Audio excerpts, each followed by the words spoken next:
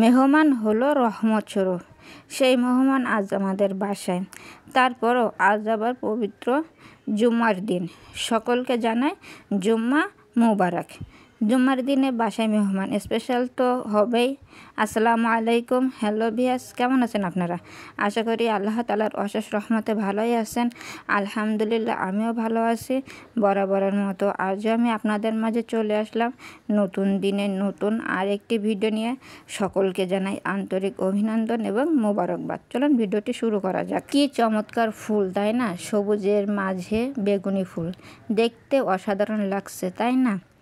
এগুলি কিন্তু কেউ এখানে নার্সিং করে না, এগুলি আল্লাহ তাআলার পক্ষ থেকে বান্দাদের জন্য ডেকোরেশন করা হয়েছে, তাই না? রাস্তার সাইডে কত সুন্দরভাবে জন্মানো সেই ফুলগুলি, কিন্তু এই ফুলগুলি কেউ কিন্তু যত্ন করবে না, নিজে থেকেই ঝরে পড়ে যাবে। এগুলো কত সুন্দরভাবে এখানে আছে, দেখতে কত সুন্দর লাগছে, কিন্তু এটা যে বিনা কষ্টে, তারপরে এখানে কোনো টেক কেয়ার করা হয় না, আপনি থেকে এগুলো জন্ম হয়েছে, সেই জন্য এগুলো মূল্যহীন, কারণ এর অবস্থান তো রাস্তার সাইডে। যাই হোক, তারপরে যে বাসায় বললাম আজ মেহমান আছে, তাদের জন্য স্পেশাল কিছু আয়োজন করতে হবে, তাই স্পেশাল কিছু আজকে বাজার করে নিয়ে এসেছে। দেখি কী কী নিয়ে আসলো।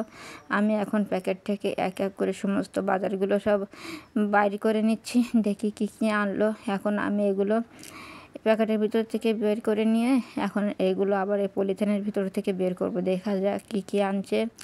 হ্যাঁ, এগুলো আনছে তেজপাতা, যেগুলো আমাদের প্রয়োজন শেষ হয়ে গেছে, আর আনছে ডালচিনি, আর আনছে কিশমিশ, আর আনছে মুগ ডাল, আর কি আনছে, আর এদিকে ওই যে চিনিকানি চাউল, যেটা দিয়ে পোলাও রান্না করাবে। বাসায় মেহমানের জন্য তো একটু স্পেশালি কিছু করতে হয়। আর আছে ওই যে এলাচ, আর একটু বিফ নিয়ে এসেছে, যেহেতু মেহমান আছে তাদের তো আর মুরগি খেতে দিলে চলে না, একটু বিফ দিতে হয়, আর একটু দই। এই যে বিফগুলো এবার আমি একটু বের করে নেই, দইগুলোও বের করে নেই। বিফগুলো দেখি কেমন হয়েছে, একটু বাইর করে দেখি, না সুন্দরই হয়েছে। এতে একটু হাড়ও কম আছে, চর্বিও কম আছে, না সুন্দরই হয়েছে, তাই না ভিয়াস? অনেক দিন পরে আনা হলো, যাই হোক কষ্ট করে হলেও আনতে হবে, যেহেতু মেহমান বলে কথা। আর যে একটু দই নিয়ে আসা হয়েছে। তারপরে এই যে জুম্মার দিন মনে করলাম একটু কিছু দেখাই। একটু পরে এই যে আমাদের বাসার পাশে এই মসজিদটা, একটু পরেই কিন্তু এখানে সব মুসল্লিদের আনাগোনা, আর এখানে সবাই কাতারবদ্ধ হয়ে সারিবদ্ধভাবে এক এক করে চলে এসে কাতারবদ্ধ হয়ে দাঁড়িয়ে সব নামাজ আদায় করবে। এইটা কিন্তু একটা ঈদের আমেজ, তাই না? শুক্রবারের দিনে বাসায় স্পেশাল কিছু করা হয়। তারপরে যারা পুরুষ আছে, এমনকি বিভিন্ন জায়গায়ও মহিলাদেরও জামাত হয়, তারা একসঙ্গে একত্রে নামাজ আদায় করে। তা ভিয়াস, কেমন দেখাচ্ছে আমাদের এই মসজিদটা?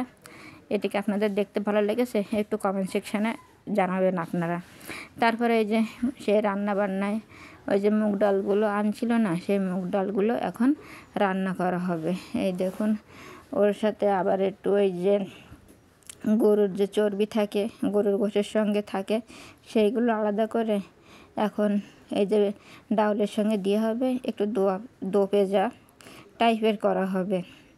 যেহেতু আজকে স্পেশালভাবে কিছু করতে হবে, তাই ডাউলের সাথে চর্বি দিয়ে স্পেশাল একটা ডাউল করতে হবে, যেটা পোলাওর সঙ্গে খেতে ভালোই লাগবে। এটাকে আবার সুন্দরভাবে কষিয়েও নিতে হবে। আবার এর সঙ্গে অ্যাড করে দেওয়া হচ্ছে কিছু আলু না দিলে তো ডাউল হয়ই না। আলুগুলো ছোট করে কাটা হয়েছে। এর একটি রিজন আছে ভিউয়ার্স, রিজনটা কি আমি বলবো না আপনারা দেখবেন? না, বলেই দেই।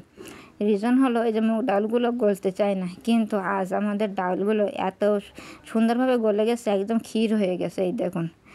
তাই তাড়াতাড়ি করে আলুগুলো একদম ছোট্ট ছোট্ট পাতলা পাতলা করে দেওয়া হয়েছে, যেহেতু ডালগুলো গলে গেছে, বেশি জাল দিতে হবে না। আলুটুকু সিদ্ধ হতে যত সময় লাগবে, তাই আলুগুলো যত সম্ভব পাতলা করে নেওয়া হয়েছে। এখন ডাউলগুলো লাস্টে দিয়ে আর একটু কষিয়ে নিতে হবে। ডাউলটা যদি কষিয়ে না নেওয়া হয় তাহলে একটু মজা কম হয়, মজা করার জন্য তাই ডাউলটা যেহেতু সিদ্ধ হয়ে গেছে একদম, তারপরে কষিয়ে নিতে হচ্ছে। এই যে দেখুন, রান্না এখন প্রায় অলমোস্ট ডান। ডাউলটা সুন্দর কালার এসেছে না ভিউয়ার্স? আমার কাছে তো অসাধারণ লাগছে। এই দেখুন এখন প্রায় শেষ পর্যায়ে। আর একটু ঢেকে 2-1 মিনিট জাল দিলেই হয়ে যাবে। আর একটু ঢেকে দেই, দেখা যাক কখন হয়। এই যে হয়ে গেছে। এখন মানে গামলায় ঢেলে নিয়েছি। ডাউলটা মানে গলে যাওয়ার কারণে একদম মানে হয়ে গেছে। তারপরে এই যে বিফ রান্না করা হবে, তার জন্য তো আলু ভাজতেই হবে। তাই আলুগুলো সুন্দর করে কেটে ধুয়ে একটু লবণ হলুদ দিয়ে ভেজে নিচ্ছে। আর এই যে বিফের জন্য এখানে মশলা প্রিপেয়ার করা হচ্ছে। বিফ তো সবাই রান্না করতে পারে, রান্নার তো কোনো রেসিপি না যে এটা আমি আপনাদের স্পেশালভাবে দেখাবো। যেটাই রান্না হচ্ছে সেটাই দেখাচ্ছি ভিউয়ার্স। তা ভিউয়ার্স, এই পর্যন্ত যারা দেখে আসলেন আমার ভিডিওটা, কিন্তু ছোট্ট একটা লাইক দিতে ভুলে গেছেন, প্লিজ একটু ছোট্ট একটা লাইক দিয়ে আমার ভিডিওটা কন্টিনিউ করুন, যাতে আমার এই ভিডিওটা অনেকের কাছে পৌঁছায় যায় আর আমি আপনাদের জন্য নতুন নতুন ভিডিও তৈরি করতে ইন্সপায়ার্ড হতে পারি।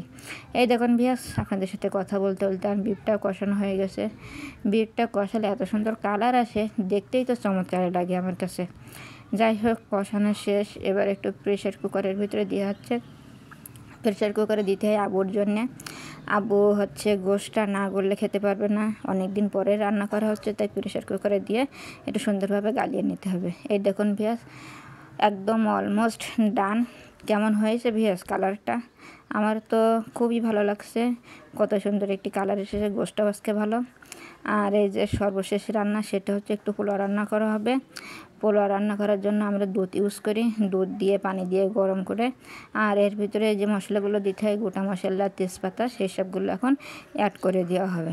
দিয়ে এই যে সব কিছু গোটা গরম মশলা ধুয়ে সুন্দরভাবে ওর ভিতর দেওয়া হয়েছে। এবার এটা উতলাই গেলে এর ভিতরে চাউল দিয়ে দিলে হয়ে যাবে। এখন একটু পরিমাণ মতো লবণ দিয়ে দিচ্ছি, যেহেতু পোলাও ভাত, এতে তো লবণ অ্যাড করতেই হবে। এবার গরম হওয়ার অপেক্ষায়। এই দেখুন ভিউয়ার্স, গরম হয়ে যাচ্ছে। হ্যাঁ, আরেকটি কথা, এর সঙ্গে কিন্তু যে ব্রেস্তা করে যে তেলগুলো রাখা হয়েছিল, সেই তেলগুলো এর ভিতরে অ্যাড করে দিয়েছি। ওই তেলটা দিলে আমাদের কাছে যেন ভাতের ফ্লেভারটা একটু বেশিই লাগে। এই যে এবার চাউলগুলোর সাথে এক এক করে অ্যাড করে দিতে, চাউলগুলো ধোয়া ছিল, এখন এর সঙ্গে দিয়ে দেব। সবাই তো সুন্দর সুন্দর রান্না করতে পারেন, রান্নার তো কোনো কিছু বলার নাই। যেহেতু রান্না করা হচ্ছে আমাদের, তাই একটু দেখানো। যেহেতু আমার ডেইলি ব্লগ চ্যানেল, কী কী রান্না করি, কী কী কাজ করি, সেগুলো তো দেখাতেই হবে, তাই এইগুলো দেখাচ্ছি। তা ভিউয়ার্স, এই রান্না বান্না, এই যে কথাগুলো বললাম, আপনাদের কাছে কেমন লাগলো ভিউয়ার্স, একটু সবাই কমেন্ট সেকশানে জানাবেন। এই যে ভিউয়ার্স, এখানে একটু সেই ভাতের যে ঢাকনাটা খুলেছি, সেই মানে ধোয়াই অস্পষ্ট হয়ে গেছে। এখন এর সাথে পেঁয়াজ ব্রেস্তাটা অ্যাড করে দিতে হবে, দিয়ে এটা রেখে দিলেন 2-5 মিনিট, তাহলে আমাদের হয়ে যাবে এটা। এই যে দেখুন, সুন্দরভাবে পেঁয়াজ ব্রেস্তাগুলো এটা অফ ক্যামেরা করে নিয়েছে, তারপরে দিয়ে 2-5 মিনিট ঢেকে রাখলে আমাদের এটা প্রিপেয়ার হয়ে যাবে। তো ভিউয়ার্স, আমার ভিডিওটা কেমন লাগলো আপনাদের কাছে জানাতে অবশ্যই ভুল করবেন না। কমেন্ট সেকশানে খোলা আছে অলওয়েজ টাইম, জানাবেন আপনাদের গুরুত্বপূর্ণ মতামত। আজ এই পর্যন্তই। আল্লাহ হাফেজ, আসসালামু আলাইকুম।